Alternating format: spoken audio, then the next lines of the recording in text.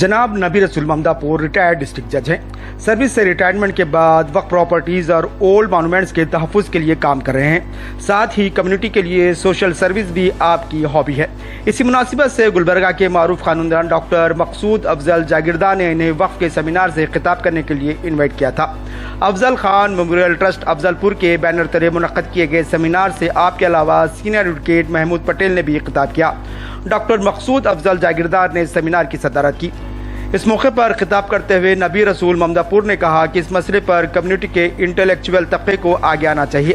उन्होंने कहा कि हुकूमत पिछले दरवाजे से प्लेसेस ऑफ वर्शिप एक्ट को ख़त्म करने जा रही है।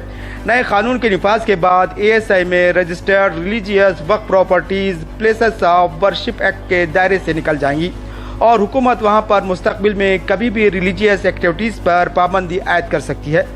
उन्होंने कहा कि सेक्शन 3D के तहत मॉन्यूमेंट एक्ट में प्रॉपर्टी रजिस्टर होने के बाद वो वक्फ के ज़िम्मे से निकल जाती है।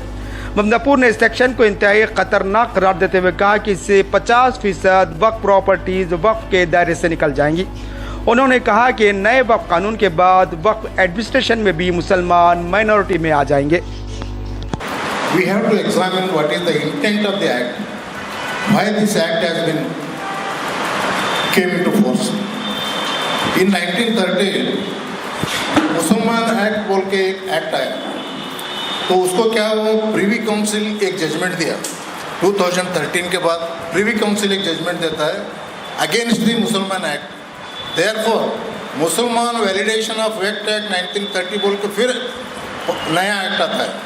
This is the series of the acts. ये हमारे पटेल साहब समझाए आपको, ओल्ड एक्ट कैसा था, न्यू एक्ट कैसा था, what is the amendment. But we have to examine इनका इंटेंशन क्या है, what is the intention of the new act. 10 major इनके intention, 10 major I have analyzed the old act, new act, and what is the intention of the new act, how to take over the properties of the Muslims community.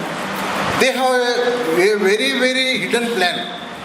The act says earlier who can create the waqf.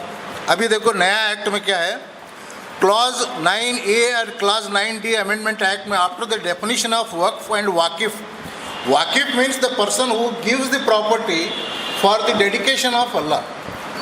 अब वो देना, वो if he want to give, he should be a Muslim practising 5 years. There is no definition, there is no explanation. Who is a Muslim practicing 5 years?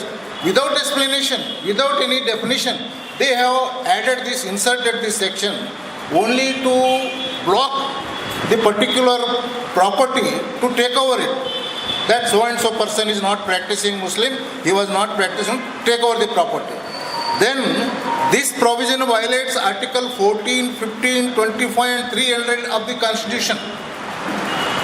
In spite of that, there is no discussion in the parliament. There is no answers. Questions have been raised. Tamil Nadu का और केरला के वो Brito बोल के एक MP हैं, he is from Kerala. He has raised a very important question about the proposed amendment, but the government has not given any answer. Secondly, बाद में क्या और नया very very Waqf by user, ये अभी पटेल साहब आपको समझाए वक्फ बाय यूजर क्या है, how it is created, how Waqf by user is recognized by the law, how the constitutional amendment has been made, everything. अभी इनका क्या है, 8 अप्रैल 2025 से पहले जो भी वक्फ बाय यूजर रजिस्ट्रेशन हुआ है, those are the only Waqf properties, otherwise no. अभी there are so many properties which have not been registered under the Waqf act, but by usage. अभी आप सुप्रीम कोर्ट में आर्गूमेंट के वक्त justice Sanjeev Khanna का question सुनेंगे, how this Muslim people will bring the document for 400 to 500 old monument that they are practicing, how you will ask them, but the result, there is no interim order. Question has been raised, the bench has asked the question, भाई इनको 500-600 साल से they are practicing, the मस्जिद है, नमाज है, monument है, सब है, इनको डॉक्यूमेंट लगाओ बोले तो कहाँ से लाएंगे रजिस्ट्रेशन के लिए बोल के the bench has posed a question to the central government restrained and they refrained it from submitting any argument. They said we will submit in the form of affidavit. In spite of that, the bench has not passed order. You please examine. ये हमें सबको गौर करना है. We have to examine it. How the bench is observing, how the government is responding. हमें ये सब intellectuals का ये रोल है. ये हमें क्या है, ये वक्त पैट आया, नया आया, प्रॉपर्टी छीन रहे हैं बोल के पर रोड पे आए, वो आए. This is not the solution. Best solution is intellectual people must come and awareness आना. हमारे गांव में awareness आना पहले. Why this act has been brought? Earlier क्या act था? हमारे rights क्या थे? What were the constitutional rights provided to the community? In the absence of the same, we will not succeed. अब एक बड़ा एक कहाँ भी देखो तुम्हें बड़ा एक फंक्शन होता है. I will not name anywhere. Function में political motivated lectures not required. Functions में अभी पटेल साहब बोले थे sir, we have to aware करना, लोगों को मालूम होना कि वक्फ एक्ट क्या है. ये नया एक्ट कई को लाए. हमारे पहले वक्फ एक्ट में क्या क्या हमारे राइट्स थे, हाउ हमारे एक्ट्स, ये नए एक्ट के मुताबिक हमारे राइट्स और प्रॉपर्टीज़ कैसा हमें, how we will lose the property. ये विदाउट गिविंग दिस अवेयरनेस, नहीं वक्फ पैट आया, वक्फ बाय यूज़र आया, हमारे मस्जिदां छीनते हैं. This is not the solution. Solution is her आदमी को अभी मस्जिद, हमें भी लास्ट ईयर भी हमें कहाँ गए थे, वहाँ हमें रिटायरमेंट के बाद हमें भी एक मीटिंग करके बोलते थे, भाई तुम्हारे मोहल्ले में एक मस्जिद का रजिस्ट्रेशन करो, तुम्हारे मोहल्ले में रिटायर्ड जज रहते, वकील रहते, एक ऑफिसर रहते, पुलिस ऑफिसर रहते, उनका एक कमेटी बनाओ. कौन सा भी डिपार्टमेंट का एक प्रॉब्लम रहा तो अब एक रिटायर्ड तहसीलदार रहा तो एक रेवेन्यू का क्या भी एक मोहल्ले का प्रॉब्लम रहा तो उन्हें जाते बोल. इंस्पाइट ऑफ दिस अभी तक भी हमारे ये ऐसा डेवलपमेंट नहीं हो रहा है. दूसरे कम्युनिटी में देखो उन्हें कितना एकजुट होते हैं और अपने गाँव के problem how they will solve it. ये हमना बहुत ज़रूरी है. अभी इस वक्त हमें ये सेमिनार में क्या है, 10 ऐसे अमेंडमेंट लाए ये लोग कि very object of the waqf act itself is infructuous. ये बनाए सो इसलिए कि एक हिडन एजेंडा है इसमें कि ये प्रॉपर्टी मुस्लिम्स की property, they are aware that highest Waqf properties are in India. अब पूरे प्रॉपर्टीज़ कैसा ये गवर्नमेंट लेना बोल के इनका चैलेंज है. ये 8 अप्रैल 2025 इज द डेडलाइन. अब इससे पहले रजिस्ट्रेशन में से properties only be recognised as Waqf by user. If not registered, no Waqf by user.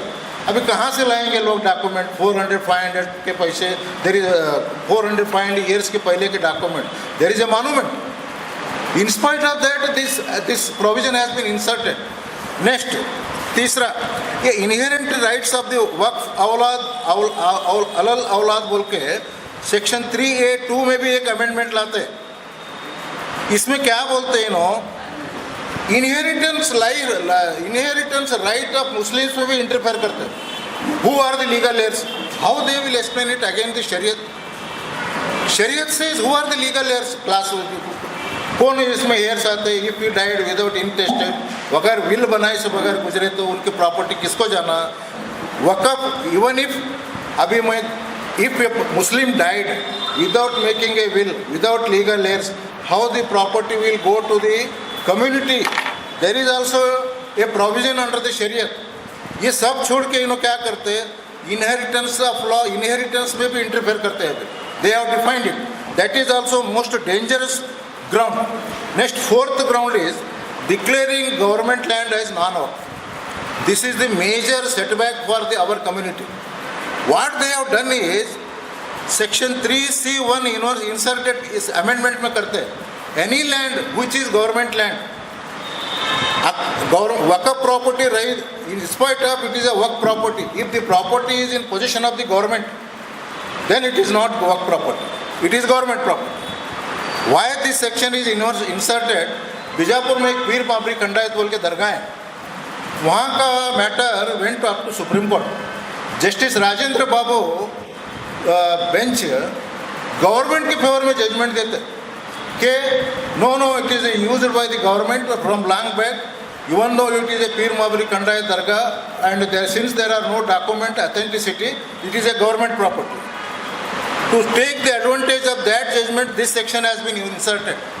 अभी कितने प्रॉपर्टी बगैर इंक्वायरी, बगैर following due procedure of law, अभी बीजापुर में एक सेंट्रल जेल है, 40 एकर्स लैंड है, मैं भी वही रहता हूँ, मैं भी वो मेरा माय फोरफादर्स कब्रिस्तान वही है, 40 एकर्स लैंड है। 1949 में एक ब्रिटिश जजमेंट है कि this 40 acres land belongs to the Muslim people of the dargah village for kabristan, specific finding.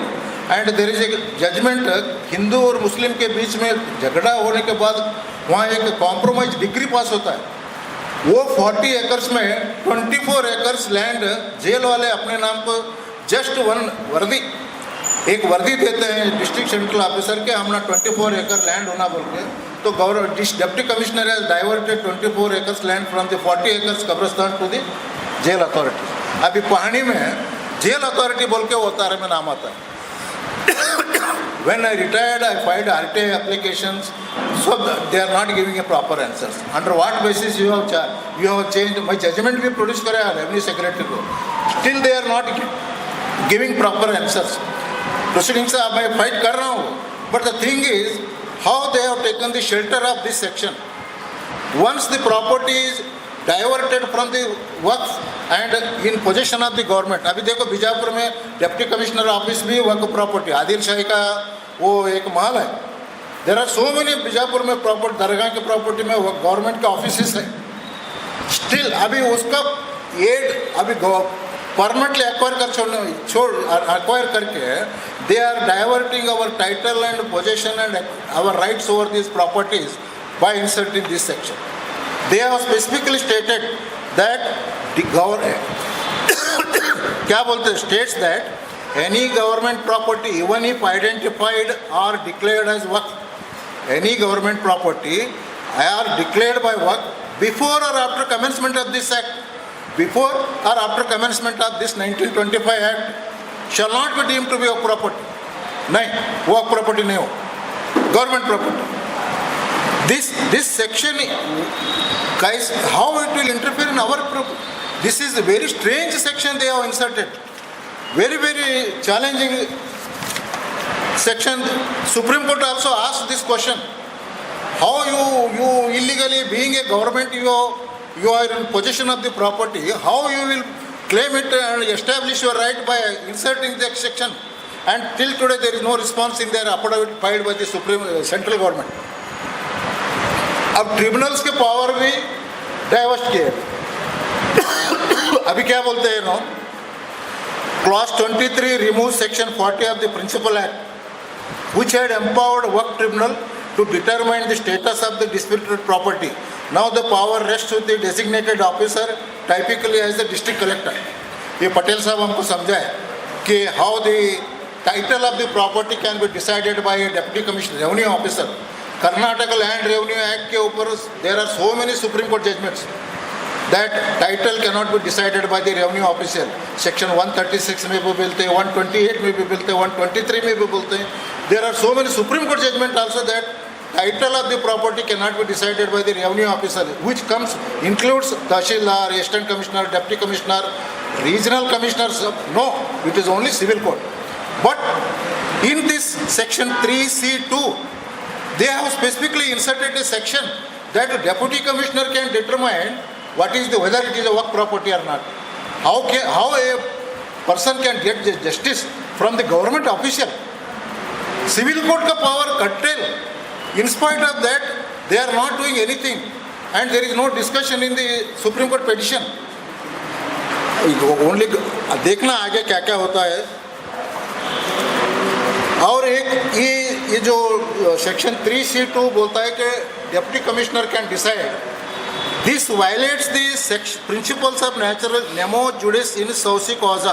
No one can be जज of his own case and revenue government is own, और how can they decide their own case by sitting a deputy commissioner that no it is a waqf property, no it is a civil, it is a revenue property. We cannot expect any justice from this. And now, sixth very important point, points number 6, extinguishing waqf character of ASI listed sites. अभी ये तो 100% है. There are so many monuments which have been declared as work properties even after survey. सर्वे हुआ है, 2 बार सर्वे हुआ है वक़्फ़ के. After survey the property has been identified work property. Simultaneously the ASI also declared under 1954 Act that it is a protected monument. Now there are so many properties in India that they are in ASI list and also Waqf list. Then which prevails? अभी Waqf ASI क्या बोलते हैं? You do your religious activities, but don't damage the monument. Okay. अभी ऐसा बीजापुर की जामिया मस्जिद, अभी you can see it. Bijapur की जामिया मस्जिद वक़्फ़ में भी है और ASI में भी है. वहाँ ये नमाज भी चल रही है, सब चल रही है. बीच में एक बड़ा इशू भी हुआ. They are not allowing even to paint और repair.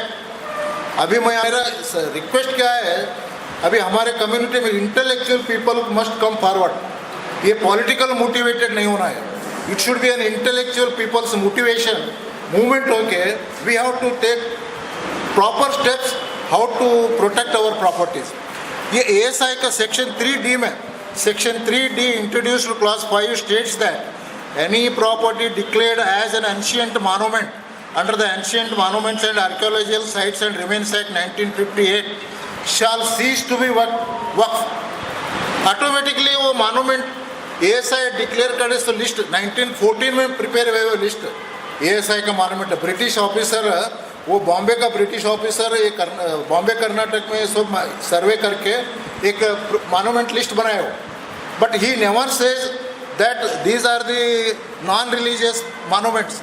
He says there is a Muslim religion performance बोल के 1914 का गैजेट नोटिफिकेशन भी मेरे पास है.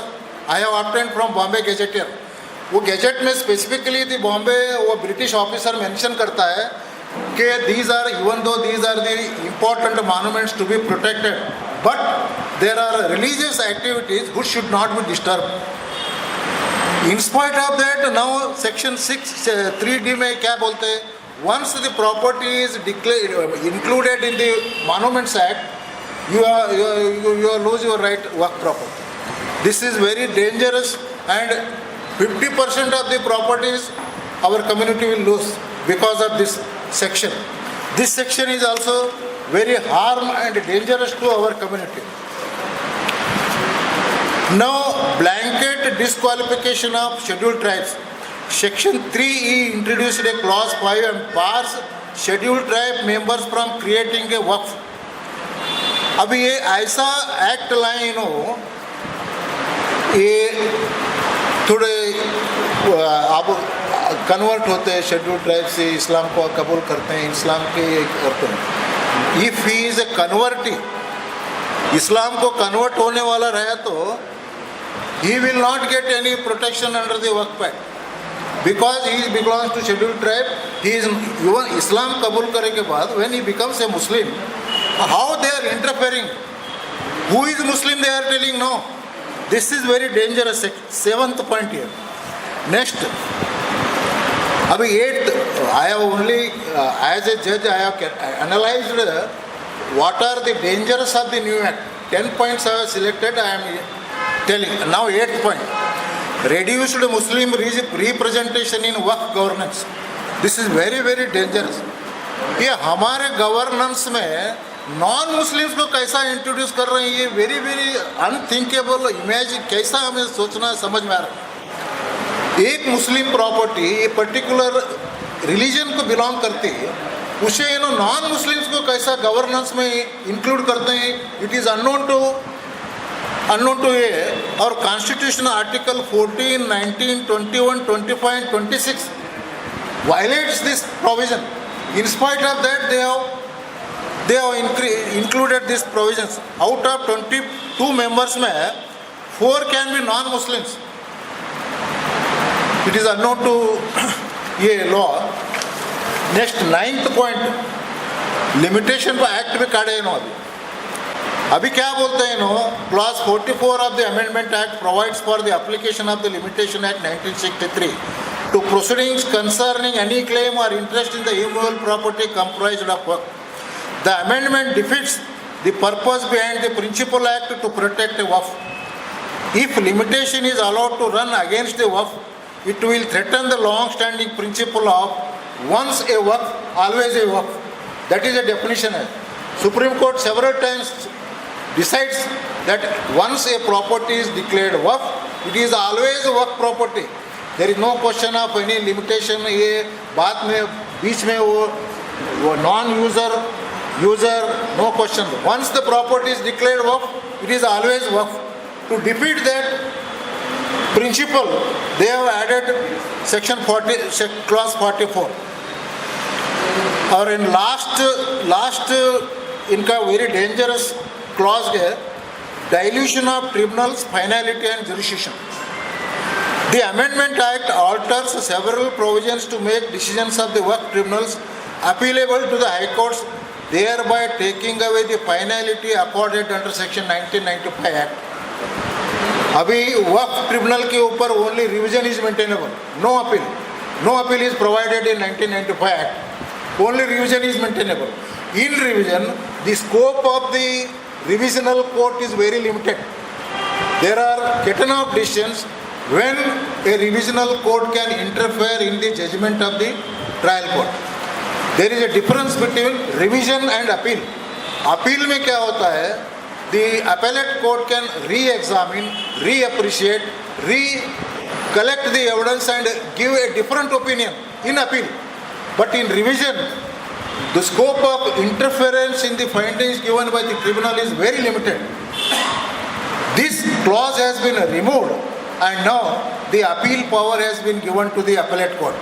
Only to see that even if Waqf tribunal gives a finding that this is Waqf property, the appeal court can set aside it and take over the Waqf property. This is the very dangerous phenomena. We have to, अभी क्या है हमें, we have to give awareness among हमारे community को.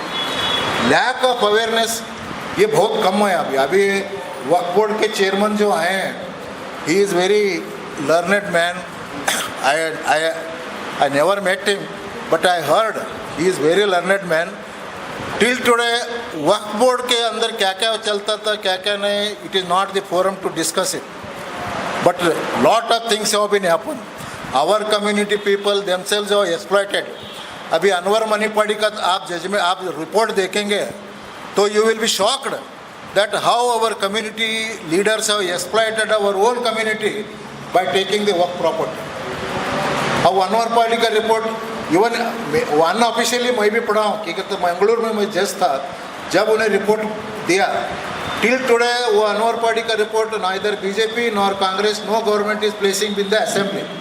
Rule क्या बोलता है, unless and until a report is placed in the assembly it can not be published and it should not be known to the public. Even मुझे वो report में क्या है मालूम रहा तो भी I can not speak in this forum. It is violation of the legislative powers. Privilege रहता है लेजिस्लेचर को. अनलेस एंड अनटिल लेजिस्लेशन में रिपोर्ट प्लेस होने तक nobody has power to know what is Anwar Manipadi report. But unofficially आप ले सकते हैं, पढ़ सकते हैं. बट अगर आप पढ़ें तो आपको मालूम होगा कि कितना एक्सप्लॉयटेशन हमारे कौम के प्रॉपर्टीज़ के साथ गरीबों को, इवन गरीबों को एक साइट भी नहीं दिए लोग, गरीबों को दुकान भी बना के दिए नहीं, और इतनी प्रॉपर्टी खाली पड़ी है. अभी देखो नया हमारे एक वक्फ मिनिस्टर आप बोलते हैं कि वक्फ प्रॉपर्टी के अंदर एक हिंदू क्रिमेशन किया तो प्रॉपर्टी उसकी. असेंबली में बोले ये बात. अभी ये वही चल रहा है, ये वही चल रहा है. अभी forcibly they are going and वो फिनरल हमारे वक्फ प्रॉपर्टी में जाके करते हैं, फिर वो प्रूफ होता है, फिर हमारे हिंदू भाइयों को प्रॉपर्टी फिनरल में नहीं इंटरफेयर करते बोल के हमें बोले. तो अभी नया प्रेसिडेंट हुआ भी है, नया चालू हुआ भी है. जब इन्होंने असेंबली में बोले, अभी बीजापुर में, कोप्पड़ में, गंगावती में हमें सुन रहे हैं कि वो जो इंटेंशनली, अब ये all Hindus are not bad, एक पर्टिकुलर एक सेक्ट है, वो एक सिस्टर ऑर्गेनाइजेशंस हैं, वो जो करते हैं कि एक झगड़ा करना, एक कम्युनल हार्मोनी को डिस्टर्ब करना बोल के intentionally they will do it. अभी वक्फ वनवर्ड का भी प्रॉब्लम ये just home minister Amit Shah has discuss parliament में बोलता है कि वनवर्ड में एक प्रॉपर एग्रीकल्चर प्रॉपर्टी वक्फ की प्रॉपर्टी रैता को नहीं वो वक्फ कर को एंट्री करे बोल मिसलीडिंग स्टेटमेंट है that is completely misleading statement nobody has questioned it nobody has examined ये प्रॉपर्टी कहाँ से आई वक्फ प्रॉपर्टी कैसा हुई इन्हों रैता कैसा बने इनाम अबॉलिशन एक्ट में क्या हुआ इनाम अबॉलिशन में रीग्रांट किसे हुआ नोबडी कैबिनेट पार्लियामेंट में बोलने का कि वक्फ प्रॉपर्टी रैता की पूरे प्रॉपर्टी पूरा वक्फ पर को बोले इसके वास्ते हमें ऐसा गरीबों को कर रहे बोल को दीज आर दी थिंग्स अभी पटेल साहब आपको पूरा एक्सप्लेन करें कि वक्फ बा यूजर क्या है वक्फ के बारे में क्या है मेरा एनालिसिस क्या है what are the dangerous in the new amendment act I have to explain it मैं 10 पॉइंट्स नोट करके मैं एक्सप्लेन किया सो मेरा अपील है कि ओनली पॉलिटिकल फंक्शंस करने से ये प्रॉब्लम हल नहीं होगा हमें सबको अवेयर करना है कि what is the Waqf property ये गवर्नमेंट हमारा देश नहीं है ये गवर्नमेंट की प्रॉपर्टी हमें कोई भी मुस्लिम वक्फ प्रॉपर्टी गवर्नमेंट बिलोंग्स करती नहीं है is exclusively our own property, our community ancestors dedicated their properties to the community. ये अगर गैर कौम के हिंदू भाइयों को हमें अवेयरनेस करके समझाए तो I think this problem can be solved and at least हमारे गैर को हिंदू भाइयों को समझ में तो आता है कि व्हाट इज़ वक्फ अभी सबको क्या है एक वक्फ लैंड अभी एक तो मैं एक ट्विटर पढ़ा कि पाकिस्तान की उतनी बड़ी लैंड हमारी वक़्फ़ की है बोल के एक लाख ट्विटर में डाल दिया एक नया पाकिस्तान भी बना सकते हैं इंडिया में उतनी प्रॉपर्टी इंडिया की वक़्फ़ प्रॉपर्टी है बोल के ही ट्विटर हाउ मिसलीडिंग कर बोल के ये वक़्फ़ प्रॉपर्टी का तो क्या बेसिक नॉलेज उनको नहीं है ये हमें अभी ये सेमिनार हमें ऐसा कंडक्ट करना कि हमें नॉन मुस्लिम्स को भी बुला के उनको समझाना व्हाट इज़ वक्फ प्रॉपर्टी हमें गवर्नमेंट की प्रॉपर्टी नहीं ले रहे गवर्नमेंट की प्रॉपर्टी मिसयूज कर रहे हैं it is our own property we are protecting our own rights बोल के this is the need of the hour at present under this circumstances मैं इतना बोल के आप सबका शुक्रिया अदा करता हूँ थैंक यू वेरी मच